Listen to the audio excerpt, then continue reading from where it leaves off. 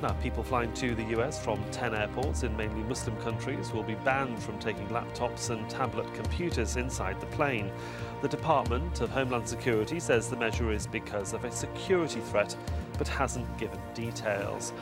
Well, let's take a look at this in more detail now with Martin Reardon. He's the Senior Vice President of Sufang Group, a strategic security intelligence service advisory. Good to have you with us here on set. You have to identify a problem for you then to counter it with security procedures, both from the product itself and, of course, for the airline. Where do you start when you hear this sort of news?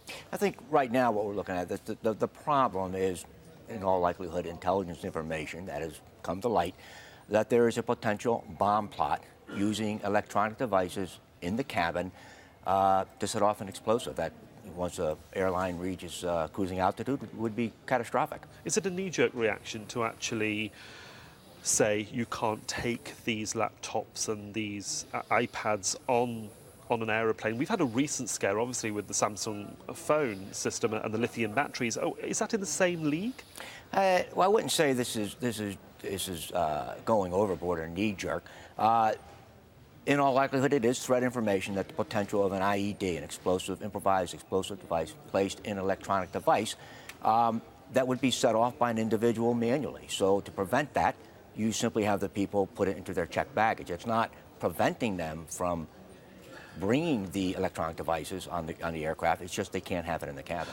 The politics we must put aside, because you're not a politician, but obviously many of these flights, where they originate from, come from mainly North Africa and Gulf countries, and that causes a concern that will develop through the rest of the day. But it does cause a great problem for the airlines and how they deal with it at the source of where the plane takes off. I mean, how do you think airlines are going to cope with this new scenario? Some of them are Gulf airlines, some of them are not. Some of them are American, European, Far East Asian. It's a real problem if you've got connecting flights.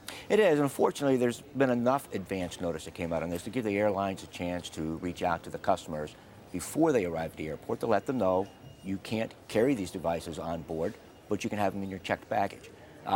We saw this in 2006 with the liquid bomb scare. It did cause a backlog initially, the way it was implemented, but in the end, it's a restriction we're still living with. As a security consultancy, do you advise, or how do you advise different countries who have different security apparatus? I mean, how do you work with their own security officials?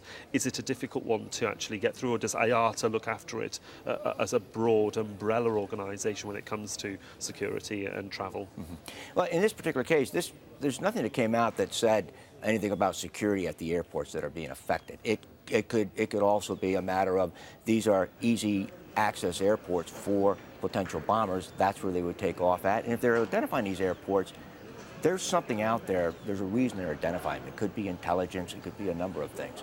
But they've identified these specific airports for a temporary restriction. Okay, well, we'll see what does happen in the coming weeks. For the moment, Martin Reardon, thanks for joining us on the set. You're welcome. Thank you.